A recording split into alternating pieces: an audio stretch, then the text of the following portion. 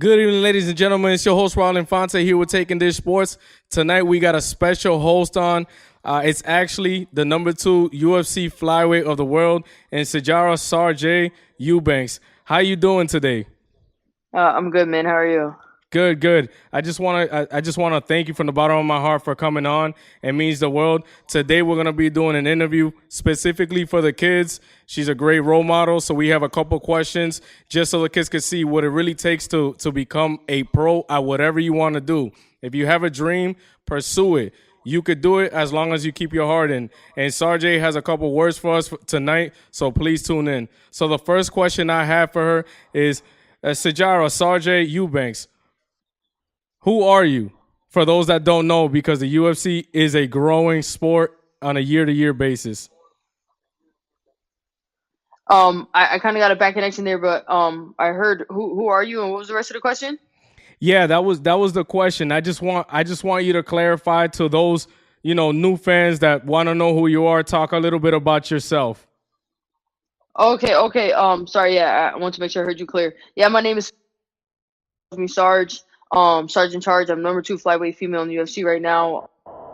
Making a jump up to the bantamweight division here in my upcoming fight soon. I have a black belt in Brazilian Jiu-Jitsu. Had a strong Jiu-Jitsu background before getting into MMA. Got into the UFC on the Ultimate Fighter season 26. Did really well there, and now I'm working my way up, trying to get that strap. So, at what year did you begin your MMA career, and what got you to choose such a difficult sport to start off? Not everybody could pursue a career like this. What made you want to pursue a career like this, and what year did you start? I turned pro in 2015, I think, and I started doing jiu-jitsu and martial arts in 2008. So I started with jiu-jitsu before converting over to MMA a couple years later. I don't know what got me into it. I was kind of bored, and I kind of didn't like where my life was going. I kind of thought it was boring and kind of lost, and nothing really I had in my life that I was passionate about. I was watching UFC on TV one day. I thought it was cool, and I was like, maybe I'll try that to do after work, like, something for work. And I turned out to be really good at it, so I just and threw everything I had into making it work. So, and here I am. So, can you just explain to those that enjoy watching this sport on a day-to-day basis, what does it take to become a UFC fighter?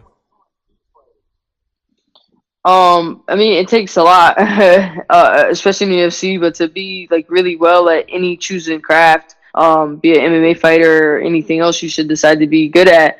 It just takes a lot of dedication, a lot of hard work, and a lot of passion for what you do. So, and it does help to have, the right coaches, the right team, like people around you who support you in your goals. It's important to surround yourself with people who are like-minded, as far as wanting some of the similar things in life, and that'll help. To get into the UFC, it's hard work, man. There's a lot of people that want to break it.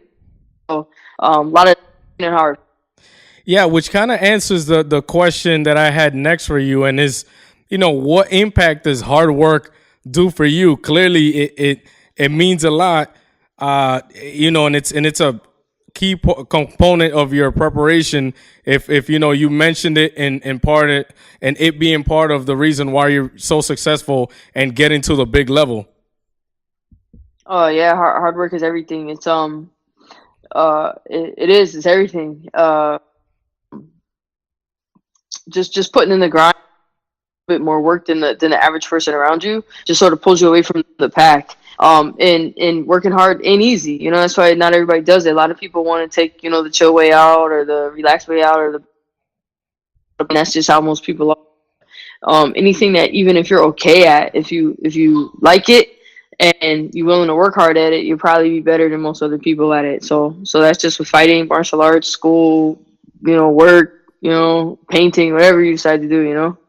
Yeah, absolutely. So when the UFC started taking female fighters, and you said you started doing jiu-jitsu in 2008, what emotions were going through your mind when you found out that the UFC was going to start taking female fighters and really giving that equal opportunity true meaning in a growing sport like MMA? Oh, it meant quite a bit. It was pretty cool. I remember like when I first started fighting, like Girl Dog and Strike Force and kind of like other organizations.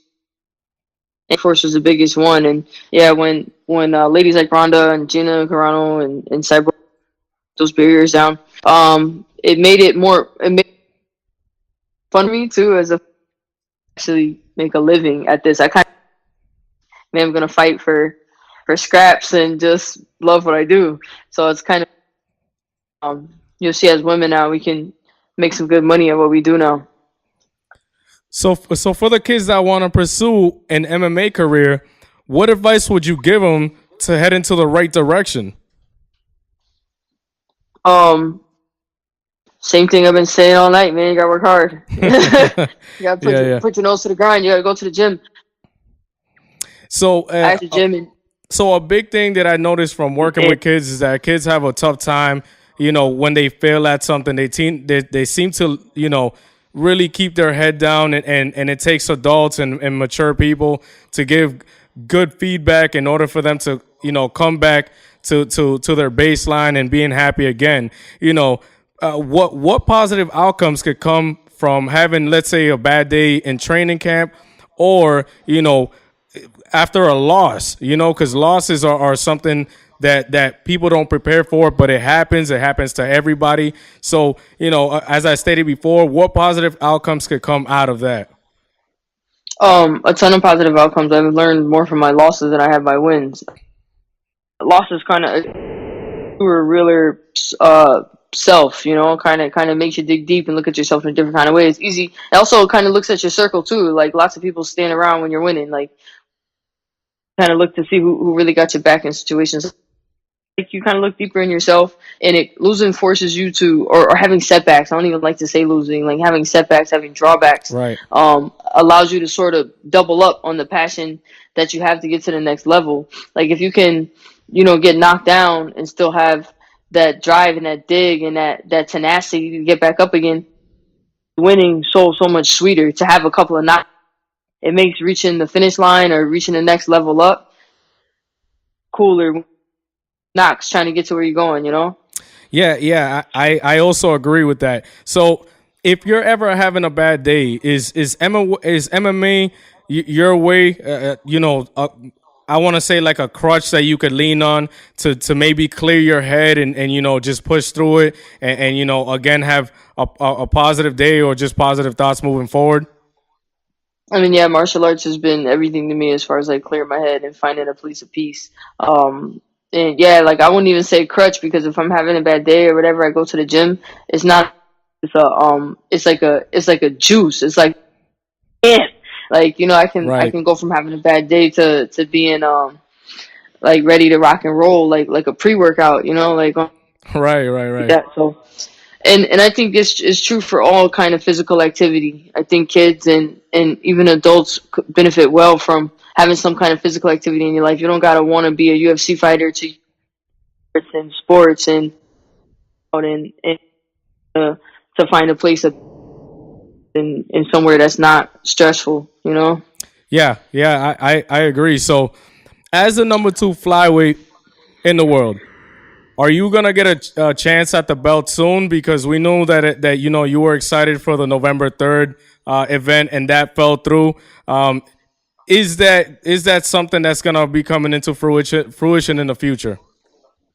Definitely gonna see Sarj with a strap around a belt one of these days. So it just all matters about when and how I get there.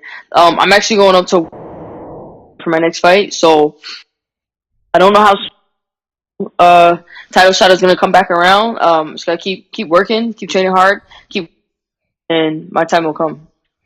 Right. So why is it important to continue training even if you don't have a fight lined up? Because for example, me working with the kids, I tell them, hey, get your face in the books. You gotta study, get your knowledge up. And a lot of times the response is, well, hey, I don't have a test coming up. It's a similar situation with MMA. So I want you to just explain a little why it's important to just always be prepared. Super important to prepare yourself that way. One of my head coaches, I got a guy here named Mark Henry. He's an awesome coach, and one of the things he said to me is like, between fights is where you really level up. Between fights is where you learn the most. Like fight camp is kind of when you show off, like the test per se or the fight per se is when you show off all of that knowledge that you gained in between. So cramming for a fight, you get your head knocked off. So Right. you don't want to be like that. So that off time when it's not like stress time, where it's not like, oh, I got to fight around the corner. Those are times you go to the gym, you get creative, you get to explore, you get to ask questions, you get to the toolbox between fights are most. Well, yeah. Hey, thank you for your time. I know I was gonna tell you that we're gonna keep it short, so I'm gonna keep my promise. That's there, ladies and gentlemen, on Taking Dish Sports. That's Sijara Sarj Eubanks. She's 4-2 in the UFC. I want to thank you again so much for taking a little bit of your time and coming on our show. Thanks so much. Thank you. And it's 5-2. They got my record wrong online. 5-2. 5-2. I'm wrong. Listen, I'm a real UFC fan, and I still got it wrong. She's 5-2. Don't worry. Go tune in. It's all right, yo. Peace.